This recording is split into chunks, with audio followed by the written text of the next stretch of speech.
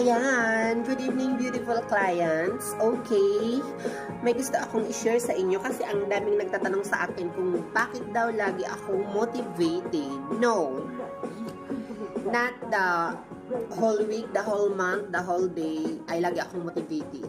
Ayan, pero ito ang ginagawa ko kung bakit ako laging motivated kahit bad day ako, kahit hindi masama kahit masama ang gising ko, ayan, ginagawa ko pa rin ito palagi para kahit papaano mabawasan ang aking pagkaburyo sa aking araw.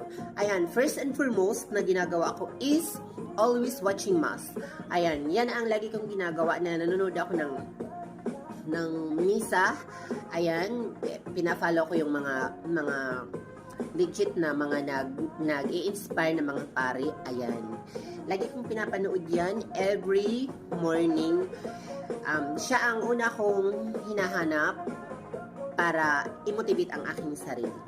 Ayan. Then second is, maghihilamos muna ako para kahit pa paano ma-active yung cells natin. Kasi pag kagising natin, pag hindi pa tayo naghilamos, ayan, pahiga-higa pa tayo, pahila-hilata pa tayo. Ayan, pag hindi tayo naghilamos, hindi pa active yung mga cells sa katawan natin, di ba? So, pag maghilamos ka is, malalamigan yung mukha mo. So, magiging active ka na, di ba? Gaganahan ka na sa paggawa ng mga gawaing bahay. Ayan. Then, third na ginagawa ko is nagme-meditate. Ayan.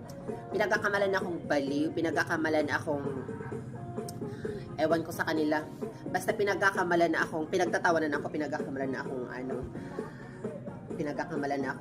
may sayad. Ayan, may sayad naman talaga. Charis lang.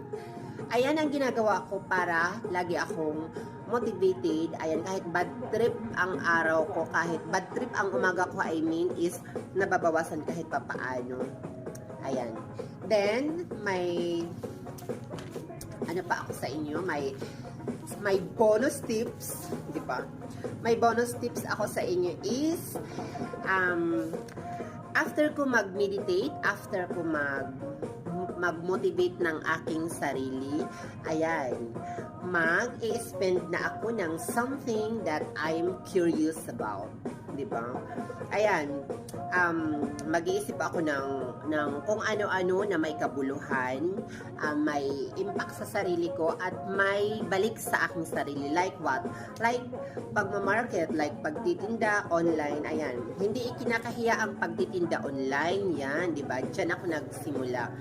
Nagtitinda pa ako ng kung ano-ano, kaya hindi ako nahihiya, ayan. Mas nakakahiya ang walang trabaho, di ba? Ayan. Ayan lang muna ang aking tips sa ngayon. Then, see you on my next motivational vlog. Good evening!